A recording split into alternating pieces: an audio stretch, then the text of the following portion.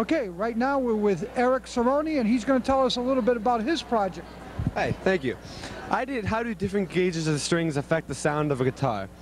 Now, see, I play in a band called Stelladora. We're just a local band from Peabody. And I just wanted to know, like, what the strings that have how do different gauges of strings affect the sound of the guitar? So what I did was I bought gauge 8 strings, gauge 12 strings, and gauge 14 strings. And I strung the gauge 8 strings on my guitar, and I have a program on my computer that records what you play, and it graphs it out on this little chart right there. Oh, graphic chart. Yeah. And what I did, I recorded the gauge 8 strings on there, the gauge 12 strings on my computer, and also the gauge 14 strings. And my hypothesis was that the strings that have the higher gauge would have the most volume, quality, and sustain. So actually I did prove my hypothesis right.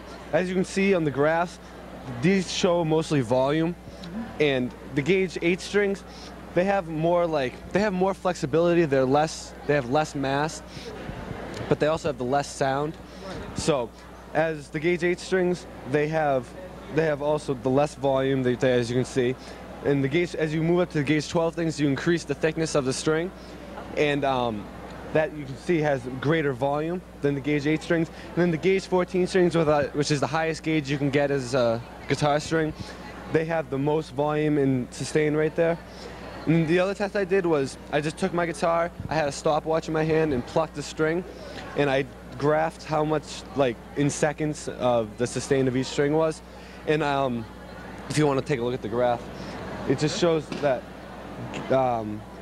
this is the 1 string right there is the highest string on the guitar, and I just recorded each string, and the greater the gauge, as the yellow represents gauge 14, blue is gauge 12, and green is gauge 8.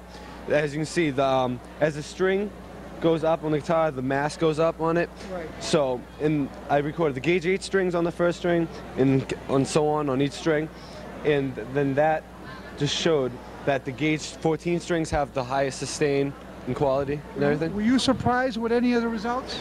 Actually, I was surprised in one of the results, in the sustain of each string.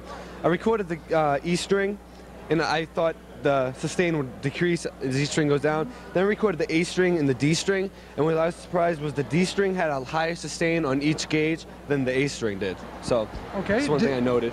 Did the conclusion of your project affect the use of, are you changing your strings in a guitar in a band, or what? What I use is, we mostly use gauge 10 strings, because that's mostly just like in the middle. It gives you good volume and sustain, but also it gives you like if you're a soloist on a guitar, you like the bend strings, bend notes, and it gives you good flexibility. So I don't really change it, but it's good to know, like, if you're recording a CD, use a higher gauge string, get more volume and stuff. Excellent. Yep. Well, very interested, and I wish you a lot of luck with the judging. Thank you. Okay.